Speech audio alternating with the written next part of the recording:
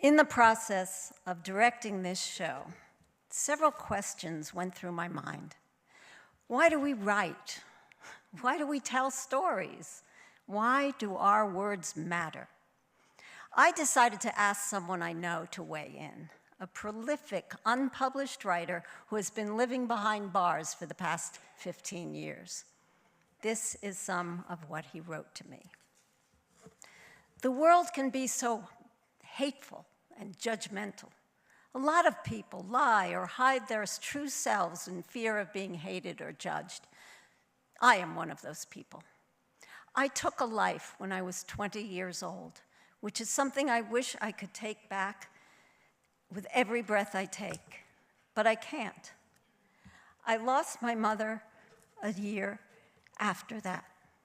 I found myself in a dark place where I no longer wanted to live, so I tried to commit suicide, twice. After the second attempt, I woke up to find a journal on my bed with a flex pen, the harmless kind of writing instrument they have in prison, and a note from a warm-hearted nurse saying, "Talk to the one person you feel you have left or can trust, you." The first words I wrote were, "I love you." And then I curled up like a baby and started crying and found myself writing nonstop. The nurse brought me more journals, and I started making up fictional stories, first rewriting my life, the life that I should have had, having a father in my life, being loved by my family and not just my mother, going to college, doing music, and being this successful artist that changed people's lives by just the words that I put together in a poetic way. At 25, I had written over 100 journals and 20 short stories. When I turned 30, I hand-wrote my first urban fiction book that was about 300 pages long.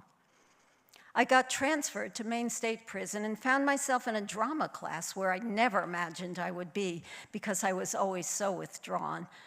But the teacher made us feel comfortable enough to be ourselves. So I asked her if she would like to read my book.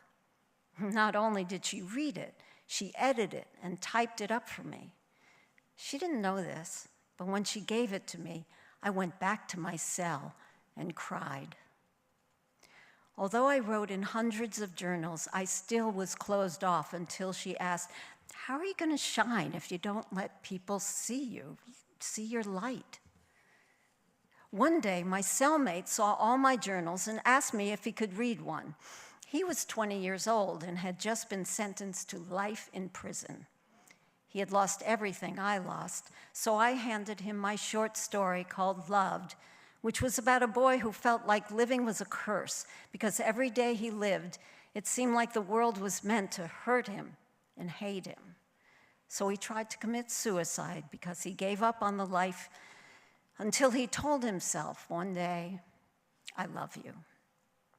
I gave him my story, something I never thought I would ever do. Not only did he love it, he asked me for a journal. And the first words he wrote down made me see that I was worth something and meant for more than hate. That the more you hate yourself, the more you're becoming like the people in the world that show hate to others. It makes you no different from the people you tried to escape from. The words he put down made me realize that opening up does not make you weak or scared. It's a superpower. It makes you strong. It can influence others in a good way. The words he wrote down were, "I love you." My name is Philip Lamont Bird, and I am from Camden, New Jersey. Thank you for listening to my truth.